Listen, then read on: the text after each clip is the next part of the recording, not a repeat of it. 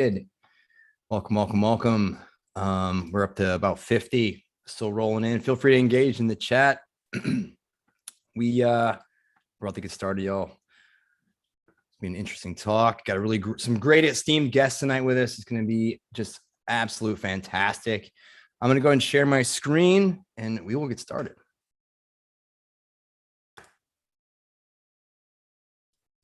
And I knew it would do that. All right.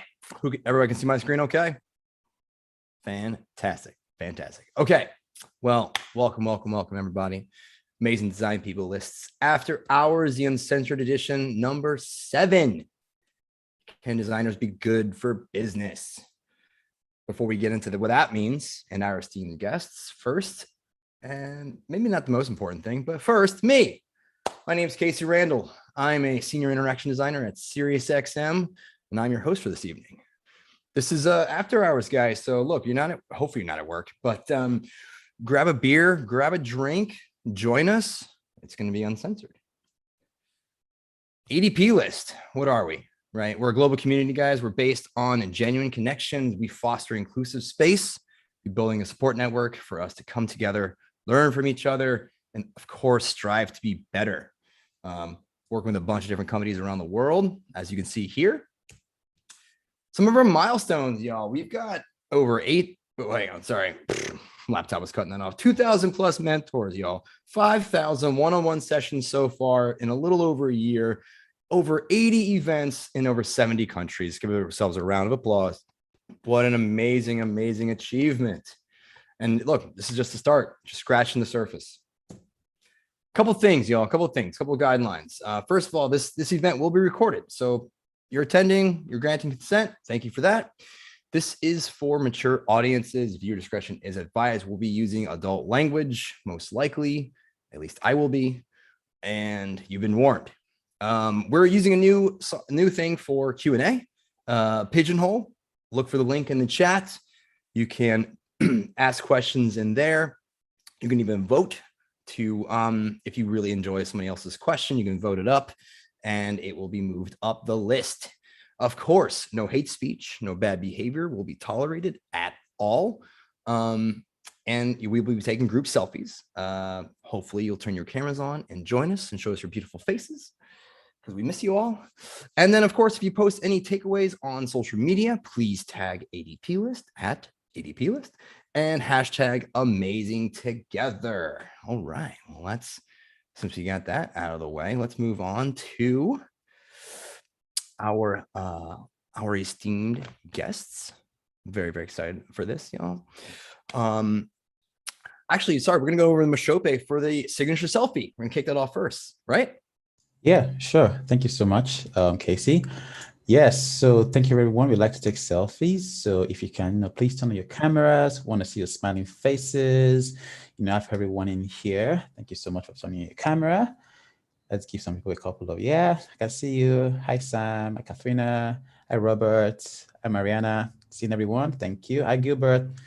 Dorothy. Thank you. Thank you. Randy. Thank you so much. So I'll start taking the selfies now. I'll start with the first screen, and in 3, 2, 1, go. Okay. Now I will do the second screen. 3, 2, 1, go. And I'll take the last screen. 3, 2, 1, and go. Thank you so much, everyone. And back to you, Kasey. Mashope, thank you very much for that. All right, our esteemed guests tonight, we have Ari, Garamrit, Lou, and Zach. Very excited. I'm going to kick it over to Ari to introduce themselves so we get to know them a little bit better, and then we'll get started. Thank you, Kasey. Can you guys hear me okay? Wonderful. Cool. I'm super excited. By the way, I was waiting. It's finally, it's here. Hey guys, my name is Ari Krzyzak. I am the co-founder and chief creative officer at Sicalofia. At Sicalofia, we help femtech brands, specifically ones with direct-to-consumer websites, scale their business online. How we do that, we typically go through their business strategy, brand strategy, UX research and strategy, as well as the implementation, everything on the web. So that's a little bit about me. I also do mentor a lot of designers, especially women designers. I serve as design consultant, mentor, and professional peer for fellow female entrepreneur. So if you're one of those, and if you are like women designers, get in contact with me later and we can chat more. And I'm going to pass this to Lou. All right, thanks, Ari. So I'm Lou. My first name is a little hard to pronounce, so I go by Lou. I'm an expert design director from McKinsey & Company. And you might ask, like, what the hell is designers doing at the consulting firm? So yep, we're changing, right? We're basically serving the Fortune 100 company and trying to help them to digital transformation, setting up the digital capabilities from ground up. So a lot of the chance to actually coach our business partners and also the clients, what is design and why they should do that. And also if they don't do it, how they're gonna die, like a lot of case studies to show them, the consequences. So I can definitely share a little bit more about my experience, coaching good client, bad client, and also fun clients. All right, I'm gonna pass it to Graham. Okay, my bad, I didn't do my homework. Gramrit.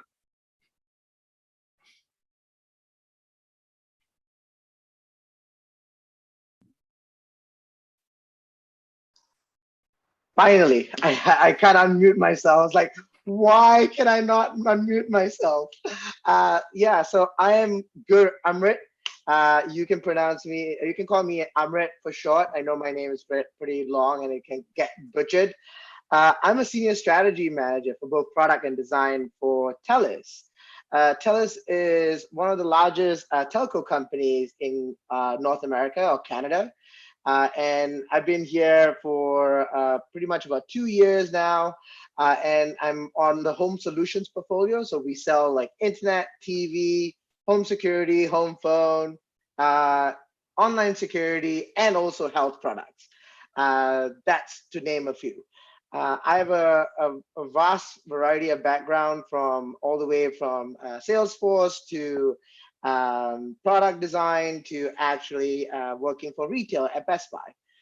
So I would love to, hopefully I can share some experiences with all of you about how good design is. Are they actually good for business or are they bad for business? That will be our topic that we'll be talking about. So I'll pass it off to Zach. Awesome, thank you. Hey, my name is Zach. My pronouns are he, him. I'm a white male with masculine features, but with feminine tendencies at times. I have a big bushy mustache, black glasses, and wearing a black hat with the LA logo at the top. I'm also wearing a black t-shirt with a small box of text above the right chest. Behind me is my bedroom / studio apartment. You can see my bedroom and there's a big window with plants in front of that as well as my bike. I'd also like to acknowledge that I am coming to you from the unceded territories of the Musqueam, Coast Salish, and Tsleil-Waututh peoples, otherwise known as Vancouver, Canada. I'm an experienced designer at Electronic Arts currently, which is a lot of fun. I work on some pretty interesting tooling challenges. So I work primarily on internal tools for our game developers. So I don't actually work on games specifically. Previously to that, I've worked in other tech industries. I've been on like SaaS products, e-commerce stuff, and have mostly been in hybrid user experience and front-end dev roles. I'm kind of what the kids call a unicorn, which is kind of weird, but yeah. So I've had experience kind of like all over the place with being primarily a designer and then moving into development and then back into design again. Yeah, happy to be here. All right, thank you so much for introducing yourselves, and Zach for that accessibility introduction. Well done, I loved it. We're gonna go ahead and jump into our discussion tonight. Before we do that, obviously, if you enjoy yourself tonight, please follow Amazing Design People List on YouTube, LinkedIn, and Twitter, of course. And make sure to follow our esteemed guests as well tonight. So, can designers be good for business? In 1973, Thomas John Watson Jr., former chairman and CEO of IBM, coined the term, good design is good business. Now, this is going to start off a conversation, but what does that actually mean? What does good design in good business? Is that a question? Oh yeah, get us started. What does that mean? Tell me, Lou. Yeah. Well, I mean, so funny enough, like I think that McKinsey did like a research a couple of years ago, interview like a tons of 400 companies or something, follow up with them like for 3 years, and then realize that 90% of them don't really understand what's design, or even if they have design or not. So I think like when people are talking about good design is good business, based on my experience, and also love like folks feedback as well. I think like when we're talking about that, is really at the point that we're shifting from the product driven type of economy to like experience driven type of economy. Like how can we differentiate our product experience among all the other things on the market? And then we're doing that, we're kind of shifting from the engineering of the product to the overall design around like the product. So I guess that's just one piece of it.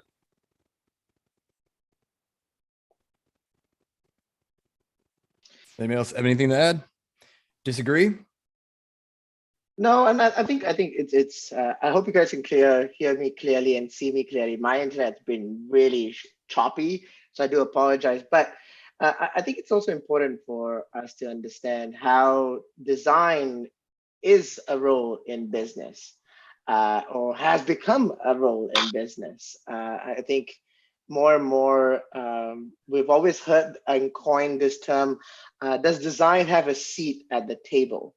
And that whole notion of what is the meaning of the seat on the table. And I think that's the interesting thing here, where it's like, do you earn that seat? Is it an inherited right for design to be at the seat of the table? Is it a critical piece of a business? How do you consider what are critical pieces of businesses? And I think those are things that I think a lot of designers have been trying to ask in recent years, or not recent years, like the very beginning of design. But now with a digital transformation that's happening, accelerated by COVID, we've seen more and more like the importance of design and good choices, and how it might be good for your business to actually think about design. But yeah, I kind of mentioned a lot of things in there, but it will be really interesting to kind of like see how others agree or disagree. Like, I know I've always heard designers say, yeah, man, in my company, I don't have a seat on the table. Like design is an afterthought. And we are always brought in to fix a mess that has started off.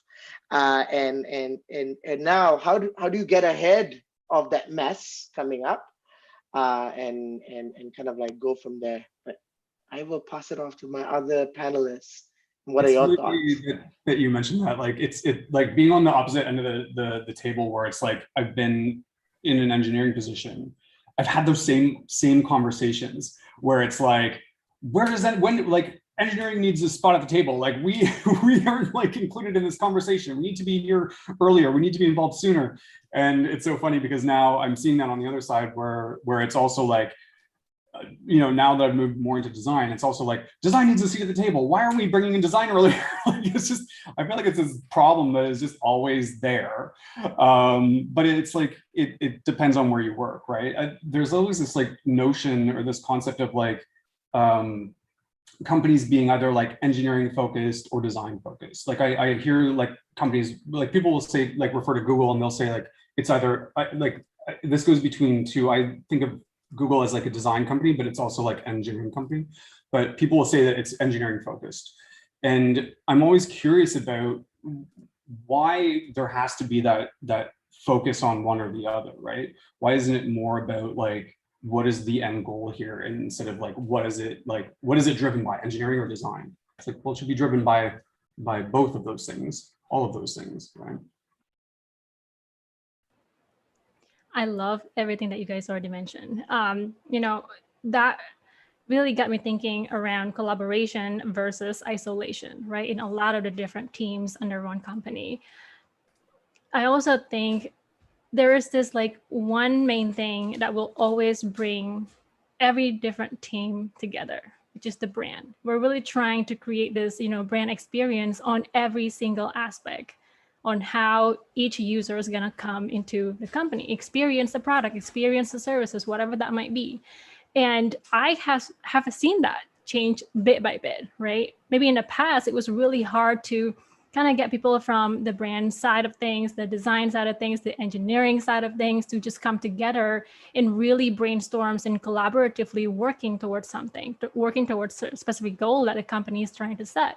But now, you can kind of see that we are trying to pull in the right people, at least a representative of each of that team, so that everybody can get heard, right? They can actually understand what is the big picture we're trying to accomplish here and how can each of those teams contribute to the big picture.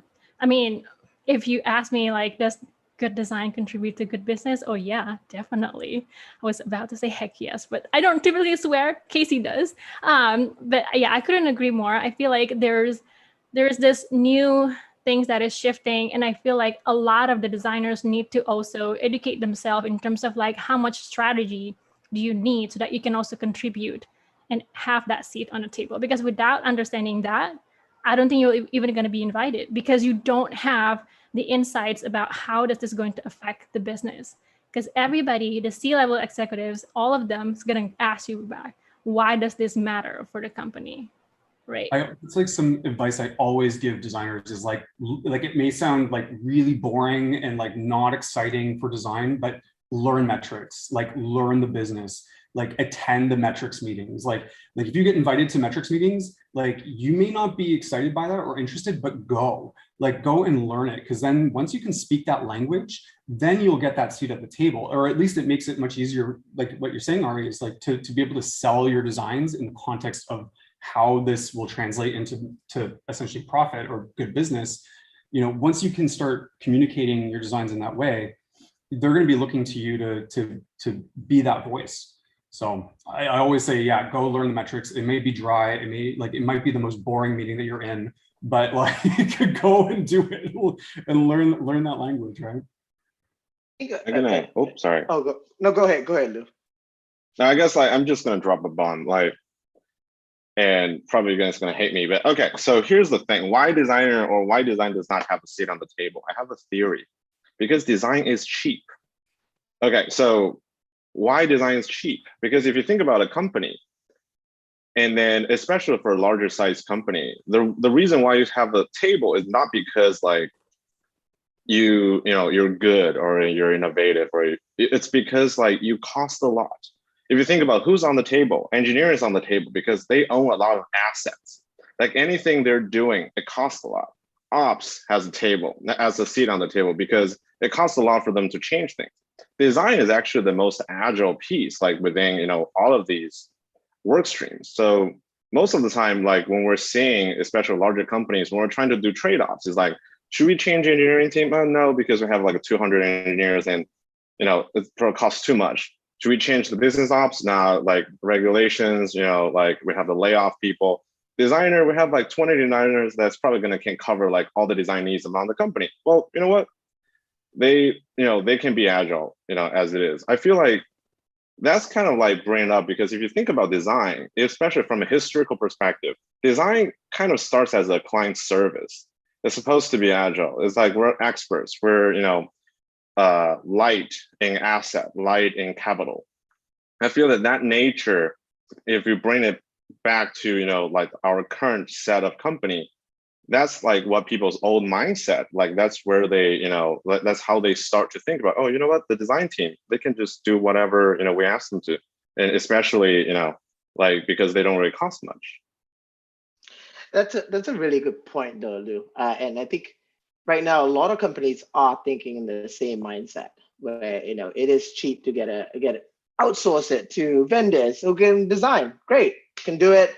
And I think that's where positioning design differently, right? We're not here to make things pretty. We're not here to make things like visually pleasing, right? And that's where it goes to Ari's point about strategy. And how do you build that strategy from a design perspective, on a customer perspective, or a user perspective? Because what designers have is that empathetic view or holistic view of an experience. And that's where you come with domain expertise that you can bring to the table. If we're bringing things like, oh, we can make things pretty. We can put some visual elements. We can make a button look nice. That's not strategy. That's not thing that is cost effective for a business to say, hey, I can't lose you because you're bringing, making it a button prettier or putting visual elements onto the page. I can't lose you because you have a strategic, holistic view of our customer experience from an end-to-end perspective. I think those narratives are actually changing. And that's why I think it's very important what Ari mentioned about a strategic lens into how design impacts your business. I think that's where, and you're right, like it's no longer about our design principles and our toolkits, but it's also that strategic lens that we need to start looking and providing for the business. Because if the business doesn't make money, we don't make money, period. We may think we are user advocates. Great, we are, but we work for a business. And the two sides to the coin here, right? Like if the business goes bankrupt, our paycheck is zero. We'll have to look for another job. So. Yep. I am smiling as you share all of that. And I was like, yep. So, okay, here's the thing. I like what Lou mentioned earlier because it is the reality, right? So I even take notes here from what you guys are saying. Design is cheap. It is. And I think that's because it's so commoditized.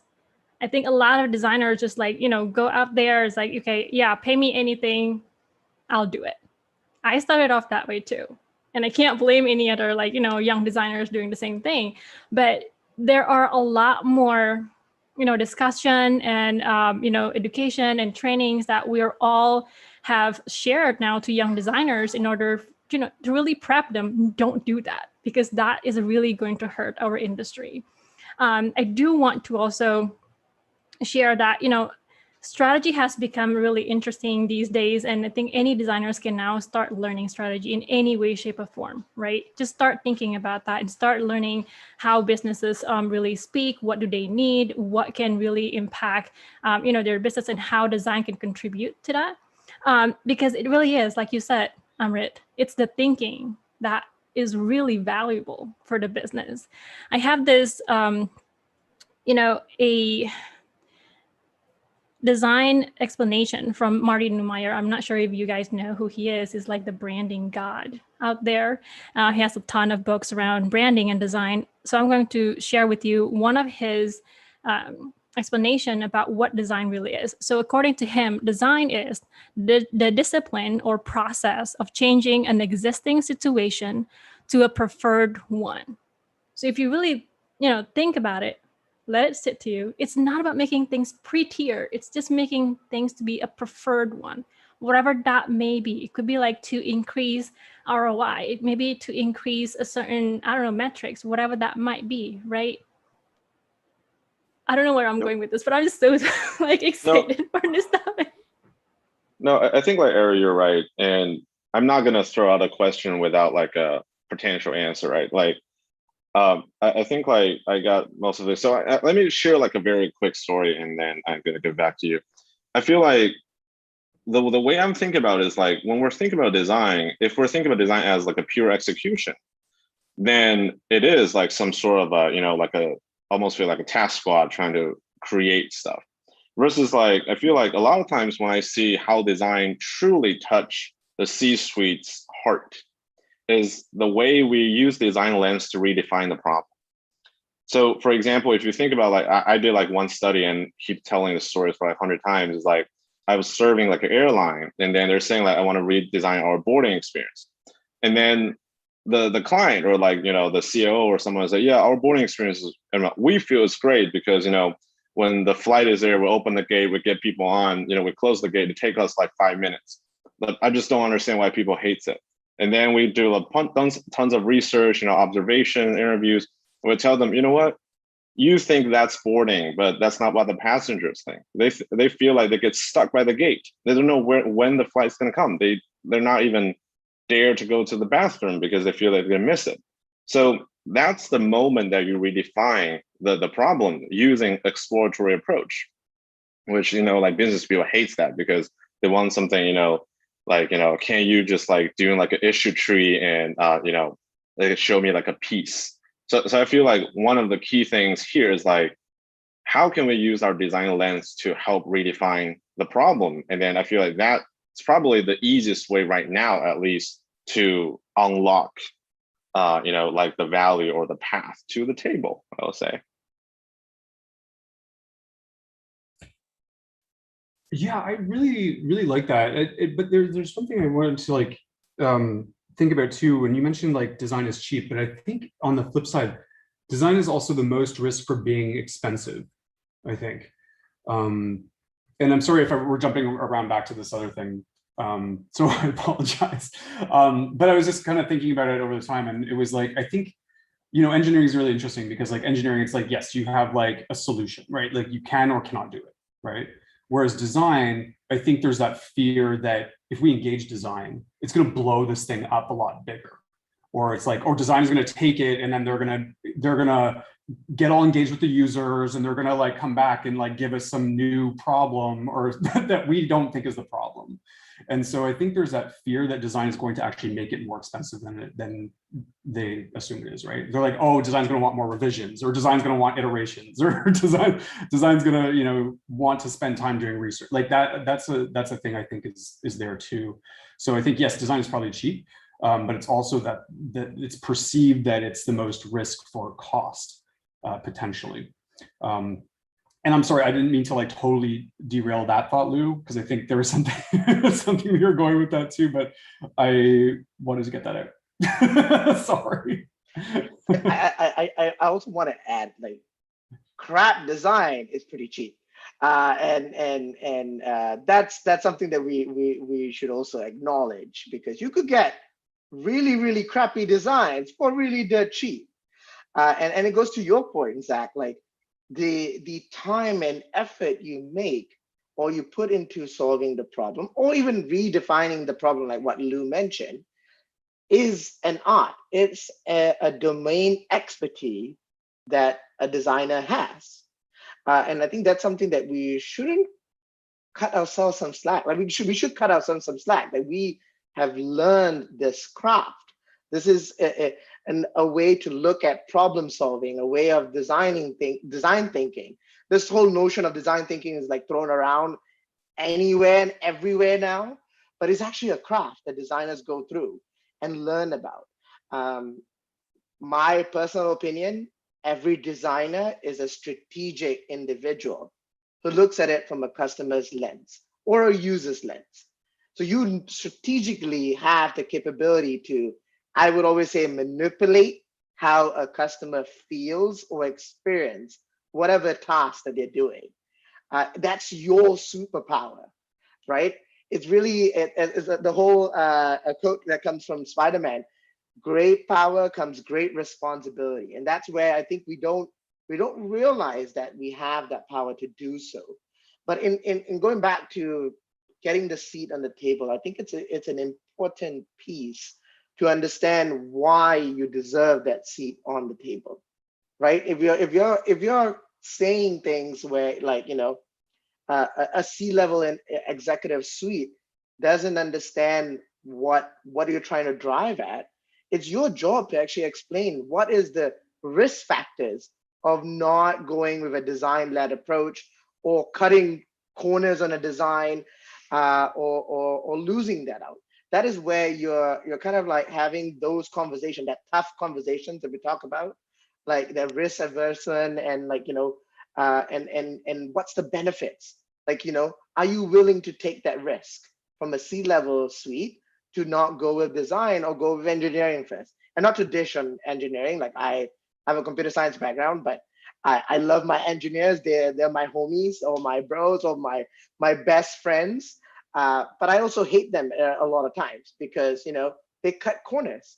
And I think that's the reality where we need to have that balance. But I thought it's a really interesting topic here, and I think thank you, Lou, for definitely controversial topic, but it's awesome. Well, I mean, just a quick thing, and I think that Zach, you can mention it as well.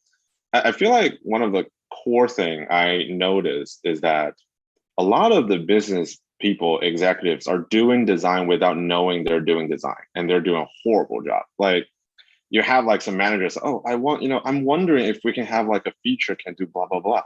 And, and then they're like, well, we're just discussing business. I was like, you're fucking doing design and you're doing a horrible job. Like, you're thinking about features coming from Windows 95, that's how we trying to educate them is if you really want to do design, trying to provide context, and then design experts can help you to make the context into some features that will, meet the requirement. I feel like it's just that connection, and also telling people, what you're doing is a very specific process that probably requires train people to do, instead of, some CEOs just smashing heads. Oh, you know what? It'll be great if we have a feature like this. I feel like we just need to keep doing the coaching education to tell people what design is. Yes to all of that. I mean, okay, so I think designers has a really interesting place in the company, right? We are the user's advocate, and we're also the brand representative. We basically try our best to merge, the gap that is happening between the two. And I think it's a really fun place to be, because you get to really understand, okay, what does our users and our audience really want? And how can the brand help with that? I mean, honestly, when I started off as a designer, I just think that I'm going to design all pretty things. Yes, I was one of those designers, you guys. So I did that for a couple of years. And then my husband, who is also my business partner, he constantly nagging on me and basically says, Ari, this does not meet any business goal at all. Change the way of your thinking as a designer. And it was so hurtful, to be honest, to be told things like that. But he was right, though.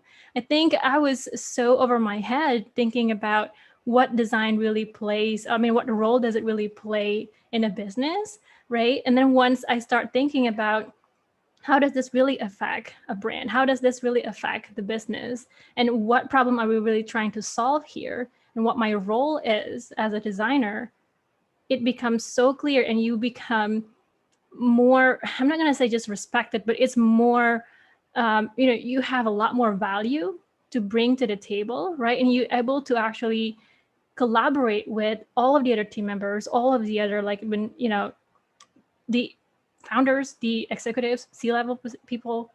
It's incredible the place that you can be if you really try to understand all of these different pieces for the business and the strategy that you can bring as a designer. Yeah, it just allows you to collaborate so much better, right? It's just like why wouldn't you want to be able to speak the language of your colleagues, right? This is a whole other discussion, but it always comes up, should designers learn code and all of that kind of stuff? And it's my stance on that is you should learn it to the point where you can communicate it to engineers. You can communicate with engineers effectively. And I feel like that applies to all aspects. It's learn about product management to the point where you can then understand what the job of a product manager is and what they are doing and what the challenges they have. Understand what the role of that senior C-level management is. So you can then tailor your work and how you communicate to that audience, right? It's all about understanding your audience and being able to communicate that. I remember going to this really amazing, it was a presentation that I think DesignX out of Toronto was doing. And it was about, this whole presentation was about how to present your work to different types of people. So it was the same presentation, but let's look at the presentation if you're presenting this work to other designers. Let's look at the same work presented to engineers. Let's look at the same work presented to management, right? So it was kind of learning how to tailor your audience, or tailor to your audience. And I feel like it's the same thing with this, right? It's if you want to have that seat at the table, learn to speak that language and learn to collaborate more. And I think that's how you get there. It's one of the steps to get there. You know, guys, now that we're talking about all of this and we mentioned like strategies, thinking ahead or design thinking and everything. Honestly, if I can, go back to my past as a young designer, what kind of strategy do I even need to learn? Right? I'm pretty sure a lot of our designers, young designers out there are asking, okay, this is all great, but where the heck do I start? What should I know at the bare minimum? I feel like there's one thing, and okay, I'm gonna drop another bomb. So I hate when there's like a young designer tell me like, oh, I prefer to do design strategy than hands-on work. That's like a huge red flag for me. I feel like, I mean, I think that one of my mentor told me like, there's a bunch of designers right now are like, okay, they're doing one key design and they're doing one key strategy, which means that they don't really understand either of them. Because if you think about strategy, basically is a way to get things done. Like that's actually in the Webster dictionary. So a lot of folks is like, I just want to do strategy. I don't want to design. They kind of misunderstand that your design is your strategy. You just need to have a better way to tell it. Like what Zach and what like Gramrit like talked about, right? Like, and also Ari is saying like, you need to link your design to some business value drivers. You need to link your design to metrics. That's strategy, though you can back it up. Like versus like, I just learned there's like a, role, and no offense to anyone, is like design strategist in some of the corporate. Basically, this is like a role between PO and designer. And I was like, what the hell do they do? And they're like, oh, they strategize design decisions. And I was like, okay. So I don't know. I just feel like designer, like all of you guys saying, should be able to bridge the gap by themselves and also do the work, because I feel craftsmanship is like the foundation for design after all, right? Like, or otherwise, like you can't say like there's an engineer. I'm like an engineering strategist. Like, I mean, of course, like you might have architects who's like, a little above that, but like you still have to do the work. So yeah, just a quick thought. I feel I'm compelled to answer this question because it's interesting, because my title is a senior strategy manager for both product and design. But I think it's also, it's interesting. So to a couple of points that you made, Lou, like people that are coming out just out of school and saying, I'm a strategist, seriously learn your craft. I 100% agree with that. If you cannot put your thought process onto your craft, you're nothing, period. There's nothing value that you bring to a company, to a design, to anything. You need to be able to do that first. The whole notion about strategy and bridging that gap between a PO and design, or product and design, I think there are some nuances there.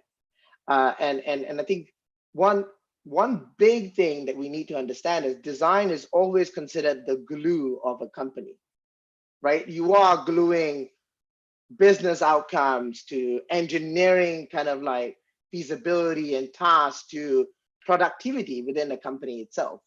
And I think that's where strategy plays a really important role. And I know I think it's a very important thing where coming right out the gate and going with that one key strategy, it's not a thing that you will have to be able to kind of show like your craft on a design, on an experience, and be able to storytell that. Like we designers, I think we've lost that touch of storytelling or being good narratives of an experience or a solution to a task. When I went to design school, I really remember that the first thing that my professor had told me, that in order for you to excel in design, you need to understand the fundamentals of storytelling. How do you tell a story of your particular design? Like from the get-go of why is a button being placed there, to a background color, to the accessibility alt text that is on that page. Why is it there? What is its purpose? And really narrate that whole thing towards a customer and also to the business. Why do you need to do that? So it's not just just the customer perspective, it's also the business, and really show the need for doing that. So yeah, and to your question, I think there are reasonable asks from having a strategist in place, but I think you have to build that acumen to get there, and that comes up with tons of failures in your life, tons of understanding of different types of crafts to get to that being a strategist, of being able to know when to pull strings and when to actually fight battles with like C-suite, and when to just walk away and say, hey, you know what, let's do it, let the data speak. And I think those are things where strategies actually come into play. Okay, that is also good. I think, in my opinion, at the very minimum, what you can do, right? Ask good questions. In my opinion, if you just ask like all the things like, why this? Why are we doing this now? Right? Where are we going to go with this? How are we going to get there? Sometimes all that you need is just to ask the right question. I didn't do this in my very first, couple of years starting out as a designer. All I think about, okay, they give me a brief, I'll do it, I'm done, move on. But if you just take the time to just like talk to them, it's like, why are we doing design? Why does this matter for you? You're gonna uncover a lot of stuff hidden, and that's where they're gonna start seeing you. Oh, you want to know all of this? It's gonna be like a business therapy for them, and in their eyes, you no longer become a commodity. You become a sounding board for them, and even more, you become like this, like a design expert for them, because you're pointing out areas that they're completely missing out. They never even thought about it. And even better, what they have in mind then is like, oh, you know what? I never thought that this can actually lead to something else. So before you know it, you're not gonna only end up working in one type of design. You ended up designing multiple things just because you asked these questions, asking the right questions, right? I'm gonna leave it that. And Zach, go ahead. Yeah, I was gonna say 100% that. Like, asking questions and asking the right questions is like one of the best skills that you can develop as a designer. It's just like that will open up so much potential in your work and your ability to strategize, and also just to push your own work further. And like you mentioned, Ari, like once you start asking that, you do become that sounding board. Like, I work with product managers now that, like, when they are thinking about something, like, they don't talk to other product managers, they come and talk to me. They're like, hey, what do you think about this? Like, this is where we're thinking about it. What are your thoughts? And that has just like opened like that whole ability to collaborate deeper. And like, that's a great way to show, how good value you are for the business. And it's sometimes it's hard to develop that skill. I saw somebody in chat, like, yeah, I think Andre asked, how do you develop those skills? Like, how do you find out what are the good questions to ask? And I find, like, for me, I think I just started by asking whys, but not so like pointed, not like, why are we doing this, but more about like, or I'd be like, can you tell me about this a little bit? Like, I would ask people to be like, hey, can you expand on this a little bit more? Can you clarify this? Like, can you explain why this? Like, I get them to kind of to dig deeper into what they're proposing or what they're bringing to the table. And then that actually allows them to uncover gaps themselves. So it becomes less about you uncovering the gaps and more about kind of getting other people to see the light for themselves, which I think is a big part of developing that skill. And then kind of like, as you go, you start to pick up on, that'll give you that'll train you to see the flags when you get presented something. So when you can kind of start seeing when there's gaps or whatever, and then you can start drilling in on those little things that you start picking up. But I think that's a good way to start doing that, is just getting people to explain their things in a bit more detail, without being more like, you got to be a little gentle with it. You can't be like, can you explain this? like there's ways to do it gentle. But yeah, I find that was a good strategy for me, and that's kind of how I approach that. I really want to echo that, because I think totally agree with you. I I remember there was like, I think it's Alan Cooper or someone mentioned, right, in like a very kind of like a latest article saying like designer, especially like product designer right now, is like the ultimate facilitator. Like that's literally our role. We're trying to making sure like all the stakeholders are somewhat inspired and motivated to go through this process. And I think like Zach, to your point, I really like your approach. And one approach I kind of like seeing that works really well is also trying to learn some pretty, I won't say quirky, but like pretty fun design exercise, you know, crazy, fun names, cool stuff, and have your team try it out. You can be the facilitator. You can earn a lot of credit from that because people are having fun from it. You know, they feel like, oh, this is actually quite different. And I won't say like you're trying to set up some sort of like a cult in your company, but you really need to trying to, you know, do like some show business along with it, just to make them feel like this is like a new way of doing things that actually work. It's also fun. It's motivating for everyone. And then you're kind of halfway there. Yeah, like 1000%. Like, you know, like people often look to design to be the innovators, right? Like we're the creative thinkers, right? So when we can bring a new concept or like a new activity, like you're saying, Lou, like if you bring in something like a workshop or something fun for people to do, it's almost like that's what people expect that from design, right? People expect people to like, you know, people expect design to kind of bring that new stuff. And I think that's a great way, like you said, Tulu, like to establish yourself as like a thought leader and to kind of set yourself apart in that group. And people start going to you. People will start thinking of you as that person, like as that creative person that will bring new and innovative ideas to the table. It's great advice. Yeah. Yeah, I really like the concept of facilitator. I think it's well, one thing I've always noticed is that, you know, like especially stakeholders, they just want to be heard. They want their ideas or they want their perspectives to be heard. I think when we start designing or start pushing things in a silo, that's when problems start coming up. And I think that's where I think it's the whole thing about facilitation, getting people involved, getting their opinions and their ideas heard.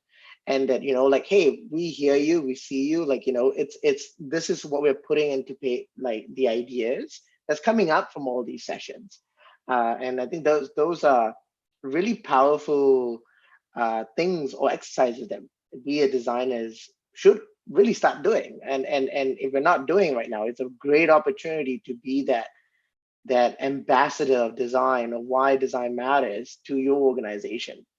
I think if we start losing that touch about like, you know, hey, design's important, we start screaming about it, we start crying about it, but we never do anything about it.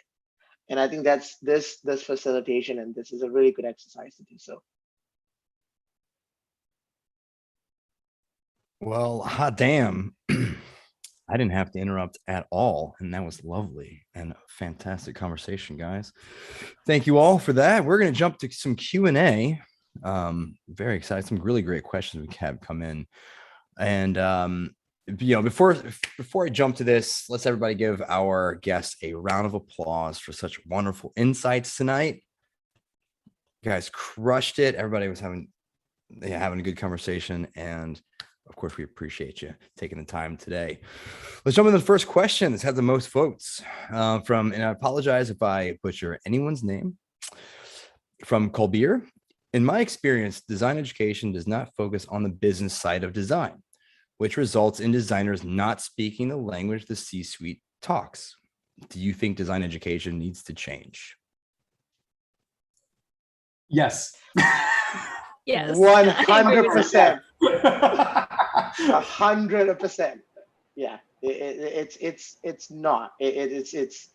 I've never heard about business metrics or business lens in design school at all. It's something that you hit the ground running once you start working. But actually, Amrit, in my art school, we actually had, you know, maybe just one semester of business of design or design business, one of those, right? Whatever a design really plays as their role in a business. The thing is, as a designer, young designers back then, I did not pay attention. So I feel like if you have something like that in your school, pay attention to it. Like, pay very close attention to it. If you don't get that, search it on Google, learn from it. But I think design. sorry. Oh, no, go ahead. No, Rembrandt, go ahead. No, I think design schools are changing though. I've seen design schools that I've been alumni to, like SFU or boot camps like Brain Station or Red Academy have started to think about business aspects of design and started to start teaching about that. So there are some schools who are actually taking leadership into that and bringing in experts like yourselves to talk to students.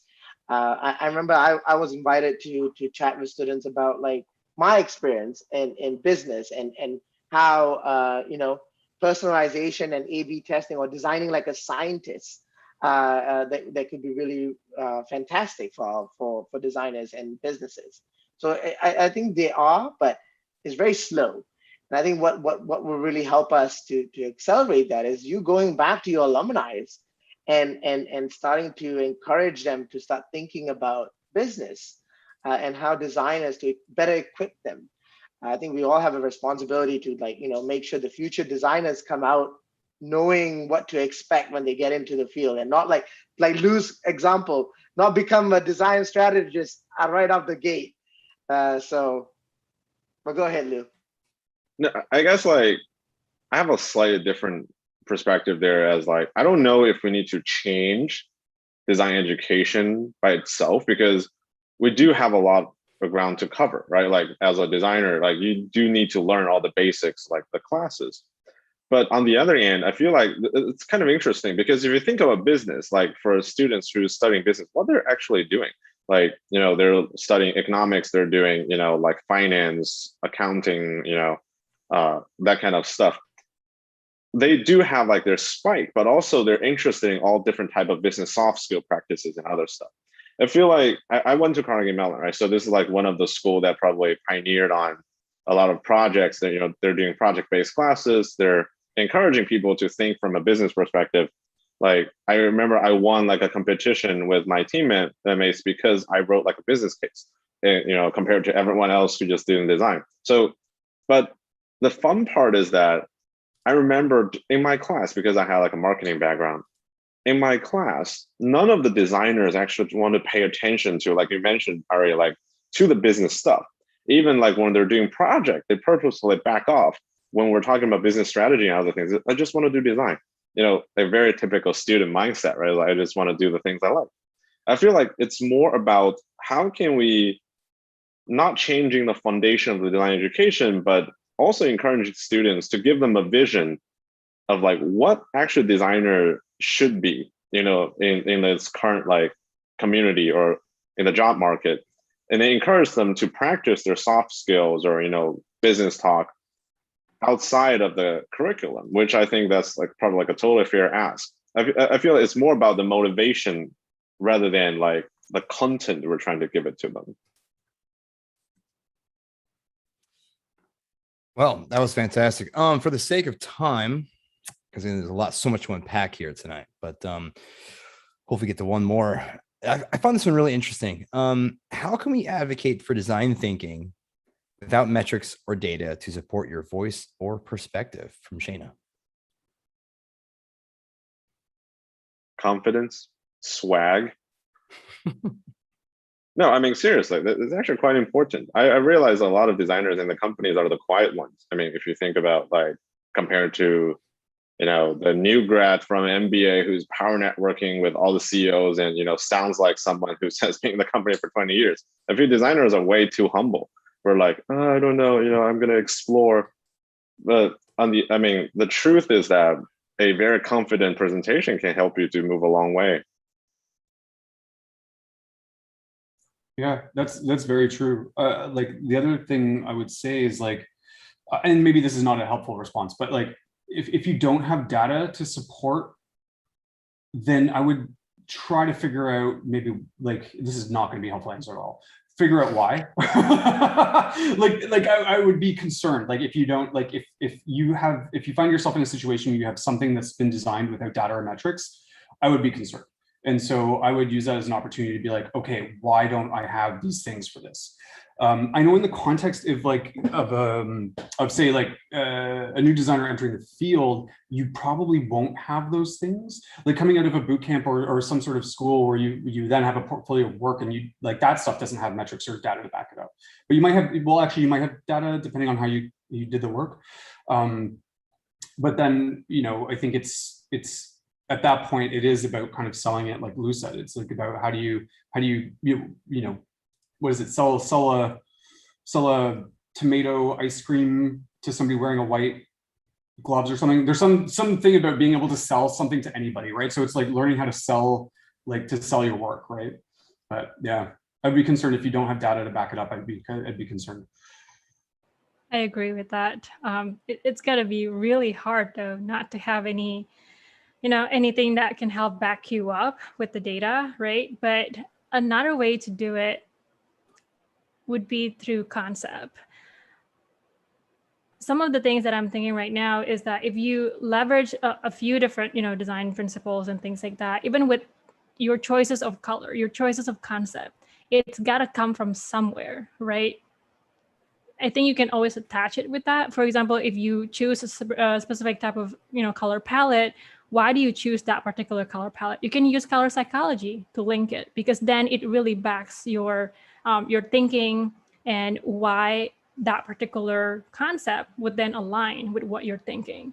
I mean, there's always going to be like that particular design principles that you can leverage, your concept ideas. And again, with Lou, what he mentioned earlier, the confidence, I think that should, help you along the way as you start grasping some of the thinking and some of the data that can also help you along the way later. I agree with everyone. I think it's to know your shit in terms of principles and in terms of the basics of design. Like if you don't know basics of design, then it's very hard to be confident to be able to sell anything. And I think that's where, if you don't have data, you don't have the metrics to help you, you always have your principles. And design is really much about, it is subjective. Don't get me wrong. Design's 100% subjective. A C-level person might not like the button color that you chose, but you have your rationale. And I think the one thing that designers tend to forget today is design rationale. Why did you do what you did to get this design out? If you don't know how to explain that today, I think you are very far behind. And that's the number one thing that you need to focus on. Well, damn right.